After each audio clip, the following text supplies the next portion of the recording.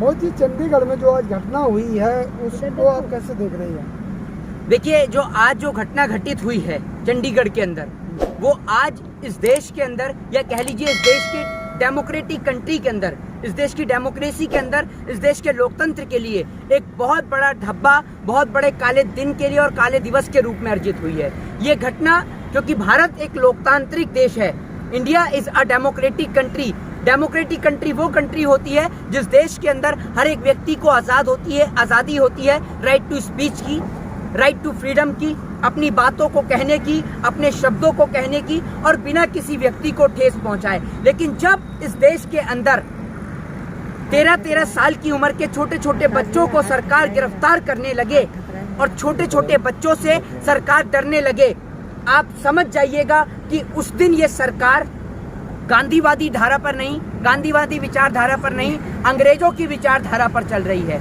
और मैं आपको बता दूं कि हम इस देश के अंदर गांधीवादी विचारधारा को फॉलो करते हैं, तो हम जब गोरों से नहीं डरे तो इन चोरों से क्या डरेंगे। मैं आपको बता दूं कि आज इस देश के अंदर जिस तरीके से उस 13 साल के बच्चे को गिरफ्तार किया गया और उस बच्चे का स्टेटमेंट ये होता है कि अगर मैं मर जाऊं तो मेरे को सिंधु बॉर्डर ले जाया जाए, वो बच्चा ये बात कहता है। क्योंकि आज पूरे देश को पता है, पूरे मुल्क को ये पता है कि 8 महीने से ज्यादा देश का किसान इन बॉर्डरों पर बैठा हुआ है और इस तरीके से बैरिकेडिंग कर देश के किसान को रोकने का प्रयास इस देश की सरकार ने किया है।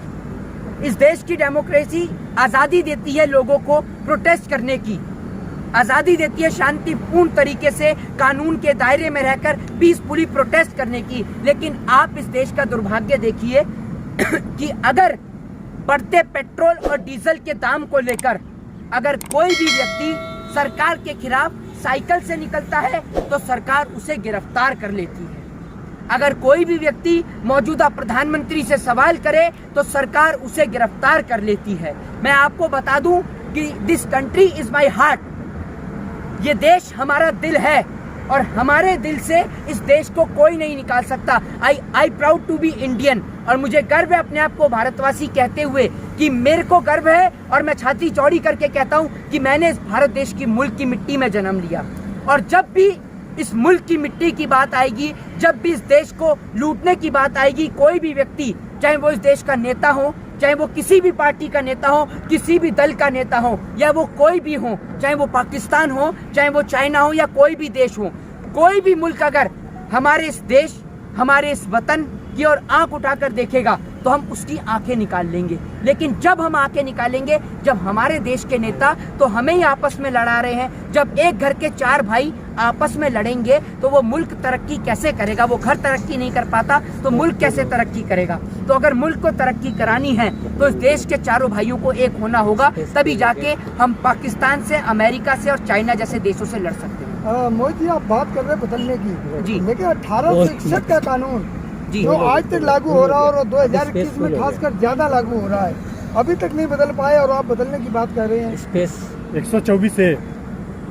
देखिए, मैं आपको बता दूं कि आप बात कर रहे हैं आईपीसी की धारा 124A राजद्रोह के मुकदमे की। ठीक है, राजद्रोह का मुकदमा, और वो भी अभी आपने ये राजद्रोह के मुकदमे की बात करी है तो किसानों के ऊपर राजद्रोह का केस भी दर्ज हुआ है। एक बात मुझे बताइए कि इस देश के अंदर सरकार के खिलाफ बगावत करना क्या देशद्रोह है? राजद्रोह है ये। मतलब अगर सरकार कोई गलत काम कर रही है, गल्फ कंट्रीज से पेट्रोल सस्ते दाम पर आ रहा है और सरकार से सवाल पूछ लिया जाए कि हमें 100 रुपए लीटर, 120 रुपए लीटर, 115 रुपए लीटर, 109 रुपए लीटर क्यों मिल रहा है, तो हम देशद्रोही हो गए। क्यों भाई? अगर सरकार किसानों को सड़क पे बिठाएगी और सरकार उनकी जमीन को हथियाएगी तो किसान अगर सरकार के खिलाफ बगावत कर ले तो हम देशद्रोही हो गए। किसी महिला के साथ बलात्कार हो जाए और उसकी बलात्कार के अंदर कोई भारतीय जनता पार्टी का नेता शामिल हो, हम उसके खिलाफ बोल दें तो हम देशद्रोही हो गए। अरे भैया, इस देश के अंदर ये लोग, बीजेपी वाले लोग जो हैं, यही देशभक्त हैं। हम देशभक्त नहीं हैं। ये देशभक्ति के सर्टिफिकेट, प्रमाण पत्र बांटने में लगे हैं। हमें देशभक्त साबित होने के लिए इन बीजेपी और आरएसएस वालों से प्रमाण पत्र लेना होगा।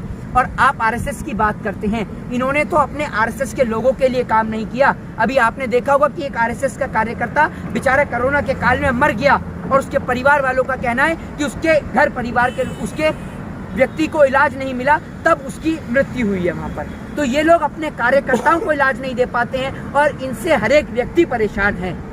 जो इन्होंने गुजरात मॉडल पूरे देश में लागू करा है ना, उस गुजरात मॉडल से कश्मीर से कन्याकुमारी तक पूरा देश परेशान है और आज देश की डेमोक्रेसी को भी इन जैसे लोगों से खतरा है। आपने बात करी गुजरात मॉडल की, वही बनारस को स्मार्ट सिटी में घोषित कर दिया गया। बनारस की कौन सी स्मार्ट सिटी हो गई? ये बनारस वही बनारस है जिसमें भी मोदी जी के आने से 15 से 20 दिन पहले वहाँ घुटनों तक का पानी भरा हुआ था। बनारस जाने के लिए गाड़ी बाइक की जरूरत नहीं, नाव की जरूरत पड़ रही थी। ये वही बनारस स्मार्ट सिटी है। मोदी जी ने फिर कहा है रैली में कि 5 साल बाद गंगा माँ ने बुलाया है। हाँ, गंगा माँ ने बुलाया है, 5 साल बाद ही नहीं बुलाया, अभी बुलाया है आपको। जाकर देखिए, अभी भी वो लाशें वहाँ पर दफनी होंगी, आपको अभी भी वहाँ पर हड्डियाँ मिल जाएंगी गंगा माँ के किनारे। और आप कहते हैं ना माँ गंगा बुला रही है, माँ आपको गोमती बुला रही है, कभी आप कहते हैं कोई बुला रहा है, आपको कोई नहीं बुला रहा भैया। आप अपना इस्तीफा दे दीजिए, अपने घर चले जाइए गुजरात। आपको वहाँ पर जसोदा बहन बुला रही है, आप उनसे मिल लीजिए। जय हिंद, जय भारत, वंदे मातरम।